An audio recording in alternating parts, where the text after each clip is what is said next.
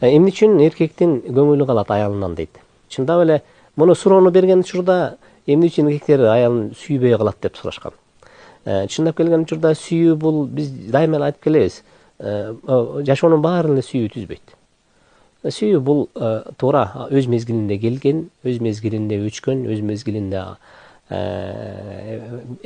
бир абалдан экинчи абалга өзгөрүп турган нерсе болот. Бул сезим.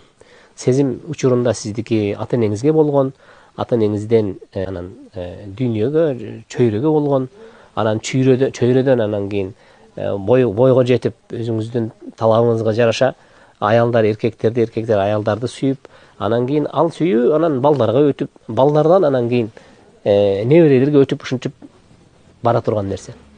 Бирок биз ушул нерсени кичине өзгөртүп түшүндүргүбүз келип атат. Бул эмне дегенде эркектин өз аялына көңүлү жок болуп калат. Көңүлсүз эмнеден болуп келип чыгат дегенде, бул айрыкча аялдар өз эркектерине, өз күйөөлөрүнө туура эмес мамиледен келип чыгат. Туура эмес мамиледен. Кандай болуп дегенде, биринчи эркекке болгон урматсыздык. Качан билип койгула, түйүп койгула. Качан эркектин көңүлүнө тийген мезгилде эркек муну көтөрө албайт. Аны тарынтпагыла, аны мындайча айтканда аны капа кылбагыла, анын сөзүн таштабагыла. Ал туура эмес айтып алган болсо деле унчукпайлы деп коюп бүттү.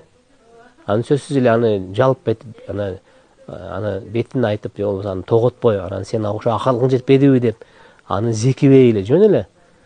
Бирок ошол мезгилде ал эмне өзүнүн эркек экендигин, өзүнүн үйдүн чоңу экендигин сезип жүрө берсин.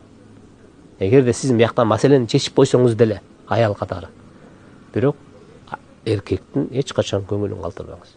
Эркектин көңүлүн калдыбы, ал сизге болгон көңүл бурууну, сизге болгон көңүлү чөгөт, бүттү, ошону менен маселе токтойт.